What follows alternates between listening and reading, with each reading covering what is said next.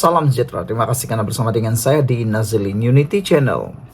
Buat penjawat awam tersenyum, kerajaan akan umum kenaikan gaji sebelum bentang belanjawan tahun 2025. Biasanya belanjawan akan diumumkan pada bulan Oktober. Makna kata, penjawat awam akan terima berita gembira ini sebelum bulan Oktober. Sekarang dah menghampiri bulan Julai. Maknanya, tak lama lagi, para penjawat awam akan tersenyum. Siapa kata kerajaan sekarang tak hebat? Kerajaan sekarang adalah kerajaan yang hebat. Buat penjawat awam, pastinya tersenyum selepas tiada semakan kenaikan gaji sejak 13 tahun. Lalu apabila kerajaan akan mengumumkan kadar baharu kenaikan gaji sebelum pembentangan belanjawan tahun 2025 yang dijadualkan pada Oktober nanti. Perdana Menteri Datuk Seri Anwar Ibrahim membangkitkan isu itu dalam ucapannya pada Majlis Apresiasi Anugerah Perkhidmatan Cemerlang tahun 2023 Jabatan Perdana Menteri di Putrajaya hari ini. Menurutnya yang juga Menteri Kewangan, sudah terlalu lama tiada penyelarasan kenaikan gaji kepada penjawat awam. Kita harapkan mereka merujuk kepada penjawat awam bekerja lebih kuat. Sudah berbelas tahun tak ada kajian dan ganjaran yang adil. Sebab itu saya semalam di Parlimen apabila ditegur, saya tegaskan, saya tidak bertolak ansur kerana bertanggungjawab.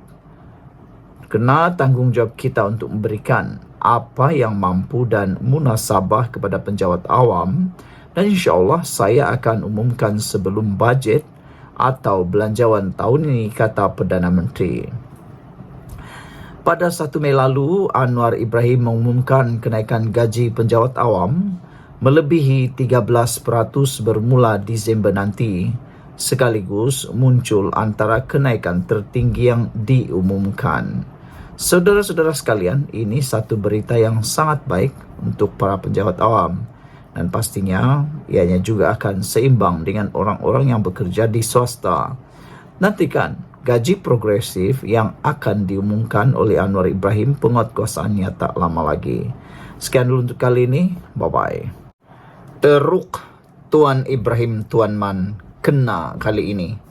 Tak pasal-pasal dia dipermainkan. Manakan tidak, tak pasal-pasal Tuan Ibrahim Tuan Man berkali-kali melakukan kesilapan. Bermula daripada isu ISO 14001, kini menular pula tentang isu motosikal guna minyak diesel. Manakan tidak dijadikan bahan. Kalau kesilapan yang besar seperti itu pun boleh dilakukan. Di Malaysia ini setakat yang kita ketahui, tak tahulah kalau anda tahu, saya atau anda belum pernah tahu ada motosikal di Malaysia ini yang menggunakan minyak diesel. Tak tahulah kalau mungkin Tuan Ibrahim Tuan Man pernah jumpa motosikal seperti itu. Manalah kita tahu kan. Walau bagaimanapun, teruk Tuan Ibrahim Tuan Man kali ini dipermainkan. Diesel untuk motosikal, habis Tuan Ibrahim dipermainkan. Cerita rekaan timbalan Presiden PAS Datuk Seri Tuan Ibrahim Tuan Man ketika ceramahnya di Sungai Bakap baru-baru ini terus menjadi bahan jenaka rakyat Malaysia. Ia ikoran ucapan beliau yang mendakwa terlihat seorang pakcik sedang mengheret motosikal kerana minyak habis dan dikaitkannya dengan penyesaran subsidi diesel. Perkara tersebut mengundang rasa hairan dalam kalangan pengguna media sosial yang tertanya, motosikal apa yang digunakan pakcik itu sehingga perlu mengisi minyak diesel.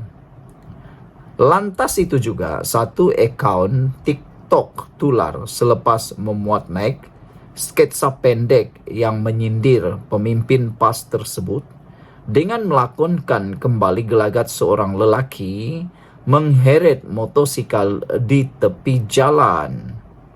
Kata lelaki itu, disebabkan kerajaan zalim, isi minyak RM5 pun tak cukup untuk sampai ke rumah. Apabila ditanya minyak apa diisi, dijawabnya minyak diesel. Walaupun video itu tidak menyebut nama Tuan Ibrahim, namun rata-rata pengguna TikTok terhibur dan memahami ia ditujukan kepada siapa. Hang perli Tuan Ibrahim ke?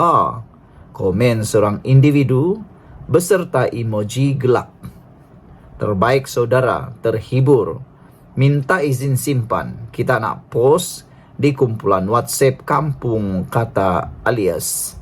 Saudara-saudara sekalian, sebagai seorang pemimpin dalam parti yang sangat besar, yang dianggap sebagai parti paling berpengaruh, ini adalah satu kesilapan yang besar. Apabila terkantoi, sama ada itu adalah cerita rekaan atau cerita betul, tapi ianya menampilkan kesilapan besar mahakayangan yang tak pernah orang fikir, yaitu motosikal yang mempunyai minyak diesel. Lebih teruk lagi, dalam sketsa itu, kalau minyak diesel diisi ke dalam motor, bukan saja heret, motor tu sekali akan dihumban karena perlu overhaul habis. Minyak dah masuk enjin, minyak yang salah. Sekian dulu untuk kali ini. Jangan lupa tinggalkan komen Anda, tekan butang subscribe, dan kita jumpa lagi. Bye-bye. Salam sejahtera. Terima kasih kerana menonton channel Nazilin Unity. Akhirnya, Perdana Menteri ke-10 Anwar Ibrahim dedah tipu daya pembangkang isu MAHB, GIP dan BlackRock. Dipetik daripada Harapan Daily oleh Ahmad Mursi. Pembangkang fitnah kerajaan jual hak Malaysia dalam MAHB kepada pelabur asing. Kalau dijual hak Malaysia, tentulah share kerajaan makin kurang. Ini makin bertambah banyak pula. Mana yang tak betul? Dari 41% jadi kini 70% melalui KWSP dan Khazanah. Pembangkang tak pandai mengira ke? Atau buat-buat tak pandai kira? Kalau memang tak pandai kira, janganlah jadi ahli parlimen, jangan jadi YB. Ketika ini 32% saham dipegang pelabur lokal. Pelabur luar pula memang dah pegang 27% dan pernah capai sehingga 45% tahun 2018. Tak bising pula pintu masuk negara dipegang pelabur luar. Selama ini, dengan 41% bukan kerajaan kawal sepenuhnya, MAHB pun. Tapi selepas ini, MAHB akan balik semula kepada kawalan kerajaan dengan 70% pegangan. Sejak 2012, KWSP dah ada kerjasama dengan GIP. Bahkan, KWSP juga ada kepentingan dalam Airport Gatwick dan Sydney. KWSP dah lama berunding dengan GIP untuk kerjasama ini dan rundingan telah selesai. Kerajaan tak pernah berunding dengan BlackRock pun selama ini. GIP ialah Global Infrastructure Partners. Hanya tahun ini tiba-tiba BlackRock kata berminat nak beli saham GIP. Itu pun belum diputuskan. Pelaburan GIP dalam MAHB ini kecil je.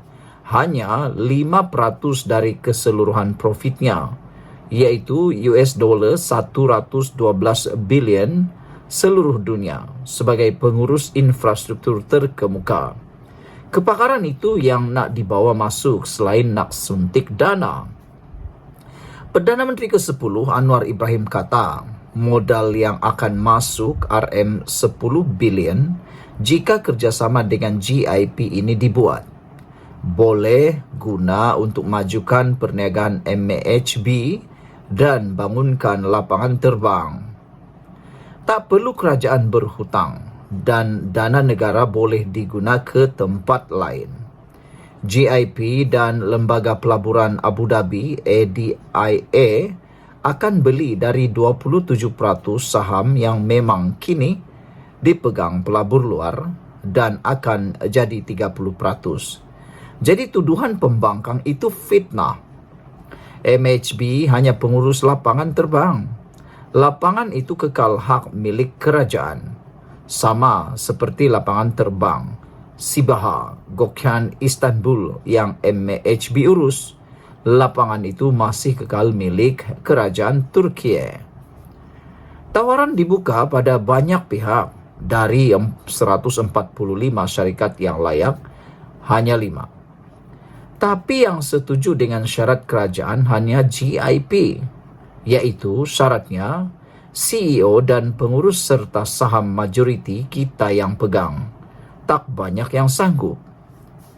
Masa pembangkang tebuk atap pada tahun 2021, KWSP berunding terus dengan BlackRock. $600 juta dana patuh syariah terbesar dalam sejarah diserah kepada BlackRock untuk diuruskan. 10 hari sebelum itu, Gaza diserang. Halal pula, mana semua walaun. Nak ulang sekali lagi. Masa tebuk atap tahun 2021, KWSP berunding terus dengan BlackRock. $600 juta dana patuh syariah terbesar dalam sejarah diserah kepada BlackRock untuk diuruskan. 10 hari sebelum itu, Gaza diserang. Halal pula, mana semua walaun.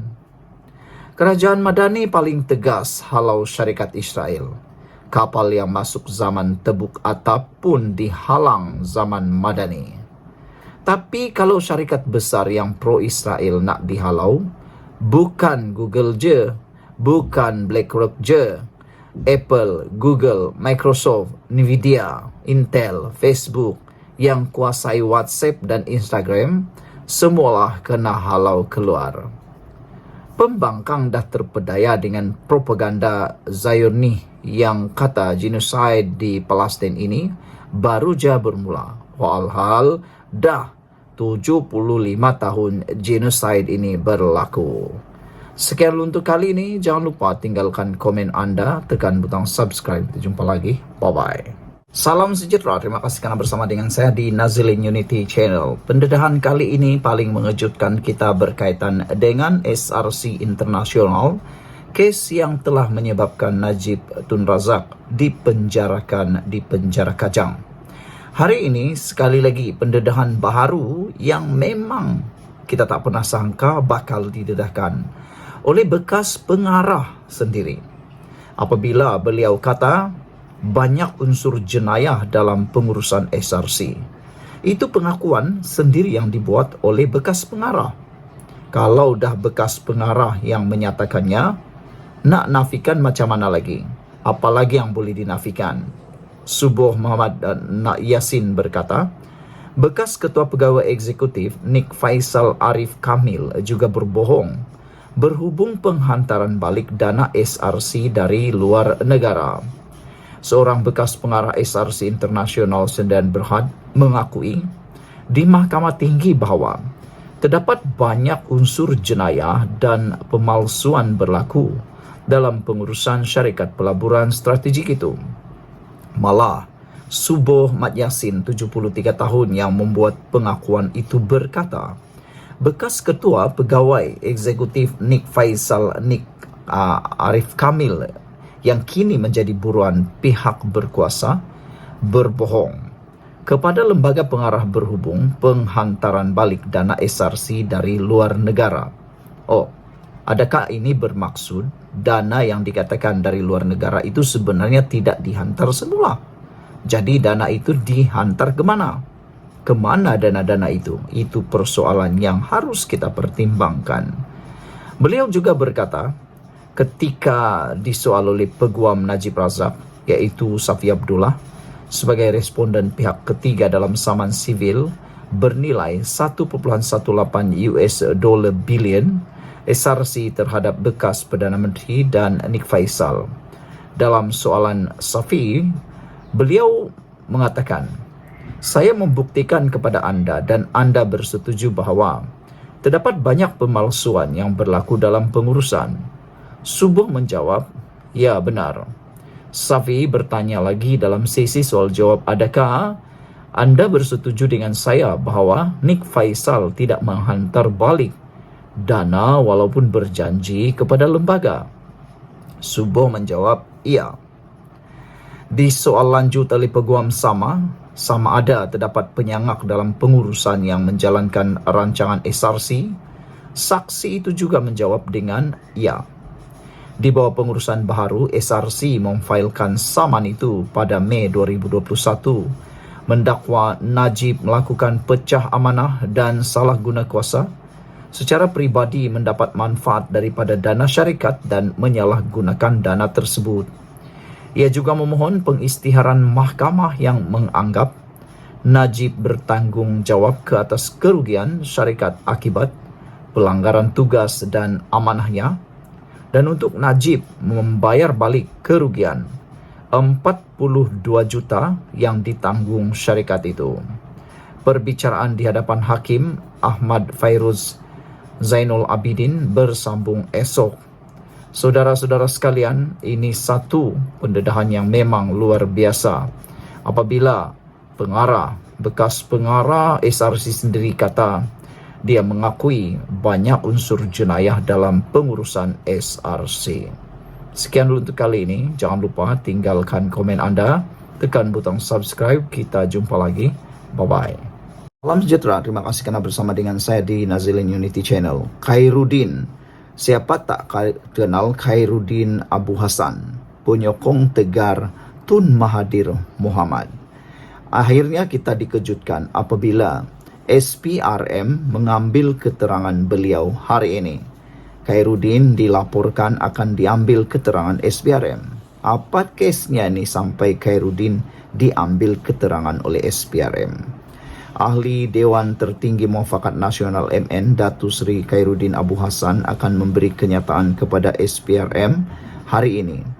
Ia ekoran laporannya berhubung salah laku membabitkan bekas Peguam Negara Tan Sri Mohamed Apandi Ali. Keterangan suami kepada pelakon Datuk Seri Umi Aida itu dilapor akan diambil di Ibu Pejabat SPRM Putrajaya pada jam 12.30 hari. Untuk tujuan ini, saya sudah mengesahkan untuk hadir di Ibu Pejabat SPRM Putrajaya, katanya. Saya juga sudah membuat laporan kepada Polis Diraja Malaysia PDRM Ahad lalu iaitu 23 Jun serta dirakamkan kenyataan oleh pegawai penyiasat PDRM pada hari yang sama, katanya menerusi kenyataan. Khairuddin berkata salah laku bekas Peguam Negara itu tidak boleh dipandang remeh kerana beliau menyalahgunakan kuasa pada waktu itu untuk bersubhat dan seterusnya. Cuba menutup kes skandal 1MDB, katanya lagi. Penyokong kuat bekas Perdana Menteri Tun Dr. Mahathir Mohamad itu berkata, disebabkan skandal itu, kerajaan dan rakyat terpaksa menanggung bebanan hutang berjumlah 35 bilion ringgit. Sekali lagi, saya beriltizam untuk memerangi salah laku dan jenayah kolar putih yang dilakukan oleh Tan Sri Apandi Ali secara habis-habisan, katanya. Pada hemat saya, pribadi saya, Tan Sri Apandi Ali harus didakwa kerana menyalahgunakan kuasa dan tidak berkhidmat secara profesional serta amanah ketika beliau menjawat jawatan Peguam Negara, kata Khairuddin. Tambah mantan ahli UMNO dan Bersatu itu lagi, sikap serta perbuatan Apandi itu amat merugikan dan membebankan bangsa serta negara. Saudara, ada netizen kata, kenapa tiba-tiba Khairuddin ungkit hal yang lama? Adakah dah kehabisan modal sehingga nak ungkit hal-hal yang lama, kata mereka. Walau bagaimanapun, ada juga netizen kata, baguslah ungkit dan korek lagi kes-kes lama supaya lebih banyak pencerahan, lebih banyak penjelasan yang lebih jelas. Sekian dulu untuk kali ini. Jangan lupa tinggalkan komen Anda. Bye-bye. Zitra, terima kasih kerana bersama dengan saya di Nazilin Unity Channel. Ini keputusan terkini kerusi 6 ahli parlimen Bersatu yang menyokong Anwar Ibrahim. Ada yang kata, netizen kata, tak perlulah dikosongkan. Kata netizen, Tak payahlah dikosongkan, merugikan saja. Jangan buat pilihan raya lagi, kata mereka, kerana uang pilihan raya itu boleh digunakan untuk kegunaan-kegunaan yang lain. Kalau nak buat pilihan raya lagi, kami dah muak, kata netizen. Kami dah nak muntah, kata netizen. Jadi, ini keputusan terkini berkait kerusi 6 ahli parlimen bersatu yang kekal di Blok Pembangkang. Hari ini, akhirnya, kerusi 6 ahli parlimen bersatu yang menyokong Anwar Ibrahim kekal di Blok Pembangkang. Makna kata, mereka tidak pun lompat parti. Mereka tidak wajar dipecat. Mereka tidak wajar dikenakan tindakan melanggar akta anti lompat parti kerana mereka tidak lompat parti.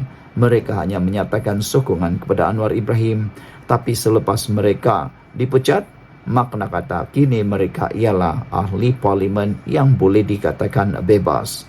Kedudukan 6 ahli parlimen Parti Pribumi Bersatu Malaysia Bersatu yang dilucutkan keahliannya minggu lalu masih kekal di Blok Pembangkang. Sidang Dewan Rakyat pada Isnin menyaksikan kerusi mereka masih dikekalkan di bahagian belakang Blok E sejak pertukaran dan perubahan tempat duduk ahli parlimen Dewan Rakyat dikemas kini Parlimen Mac lalu. Mereka ialah Datuk Syed Abu Hussein Hafiz Syed Abdul Fasal, Datuk Dr. Suhaili Abdul Rahman, Zahari Kecik, Datuk Iskandar Zulkarnain dan juga Datuk Dr. Zulkaperi Hanapi.